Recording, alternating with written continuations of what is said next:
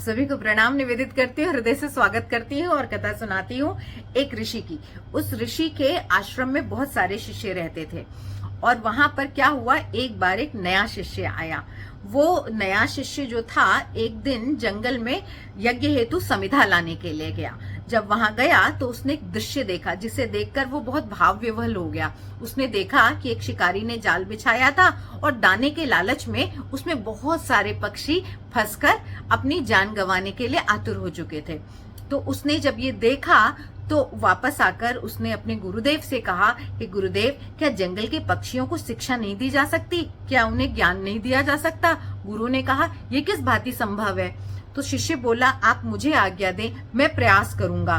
तो गुरुदेव कुछ नहीं बोले, क्योंकि वो जानते थे मना करने से उसके मन में मेरे प्रति शंका व्याप्त हो जाएगी, इसलिए उन्होंने शिष्य को आज्ञा दे दी। वैसे भी जो श्रेष्ठ गुरु होते हैं वो किताबी ज्ञान से अतिरिक्त व्यवहारिक ज्ञान को महत्व का मानते हैं।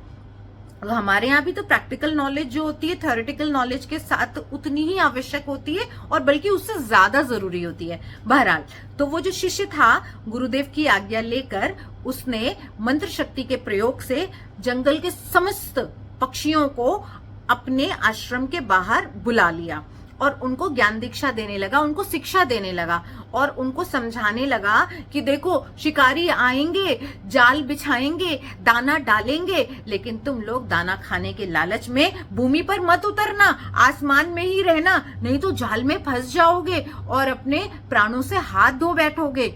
और आश्चर्य की बात, कुछ समय में जंगल के समस्त पक्षियों ने ये बात समझ ली और वो बोलने भी लगे और वो शिष्य बहुत खुश हुआ। गुरुदेव के पास प्रशंसा की दृष्टि से गया, गुरुदेव मैं सफल हुआ, आप देखिए हर पक्षी ये बात जानने लगा है। आप गुरुदेव ने कहा, अच्छा दिखाओ।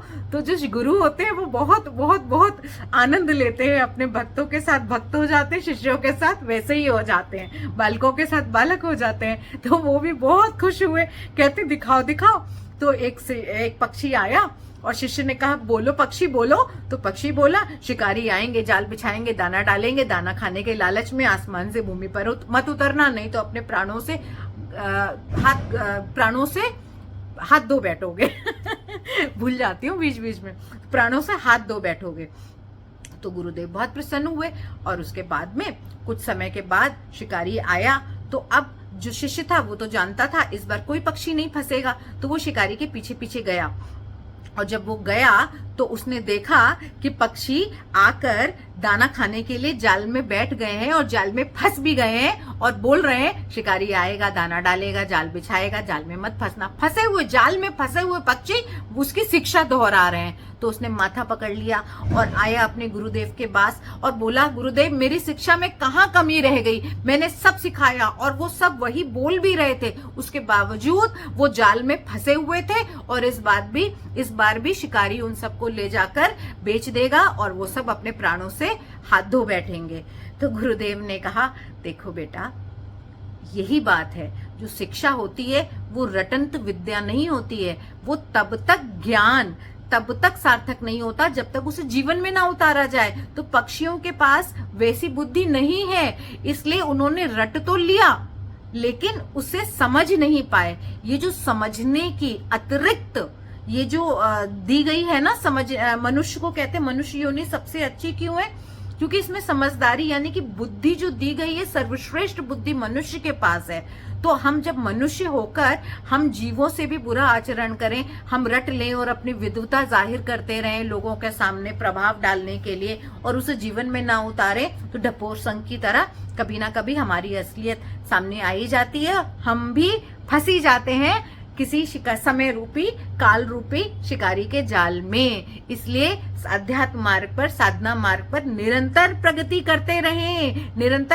करते रहें, क्योंकि आज जो आपके बारे में बुरा कह रहे हैं, कल वो आपके बारे में जो भी कथन हो उनका, उसे आप अपने कर्मों से जुटला सकें, क्योंकि आपकी सफलता ही आपके विरोधियों को दिया गया उत्तर है। वाणी से दिया गया उत्तर किसी काम का नहीं है, आपकी सफलता ही सर्वश्रेष्ठ उत्तर है जीवन में, जो विरोधियों को परास्त करने के लिए पर्याप्त से अधिक है। किसी को नीचा दिखाने के लिए किसी ने आपको बुरा कह दिया तो उसी समय पलटवार करने से कोई लाभ नहीं है। उसे मन में ठान लीजिए कि समय आने पर मैं दिखाऊंगा, और निरंतर प्रगति करते रहिए। रसरी आवत जात से सल पर पड़त निशान, और आगे भूल गई रसरी आवत जात से सल पर पड़त निशान है, भूल गई क्या है? हाँ, करत करत अभ्यास से जड़मत होत सुजान मुझे इसे पॉज करना पड़ा, फिर मैंने गूगल पे देखा अगली पंक्ति को, फिर मैंने यहाँ पे रिकॉर्ड किया। बहरहाल तो कुल मिलाकर ये जो रटना है और ये जो भूल जाना है, इनका कोई महत्व नहीं है। अगर कोई बात हम भूल भी जाते हैं तो उससे कोई दिक्कत नहीं है। हाँ, व्यवहार में करने में भूल जाए तो बहुत दिक्कत है, तो बहुत दिक्कत है। इसलिए शिक्षाओं को, अच्छी शिक्षाओं को जीवन में उतारें, जीवन में उसको अपना अंग बनाएं और आगे बढ़ें। खूब खूब खूब प्रगति करें, खूब विद्वता को धारण करें, अपनी बुद्धि को बलशाली बनाएं। इन्हीं शुभकामनाओं के साथ आप लोगों से लेती हूँ आज्ञा और मिलती हूँ अगले एपिसोड में अगली कथा के साथ। धन्यवाद।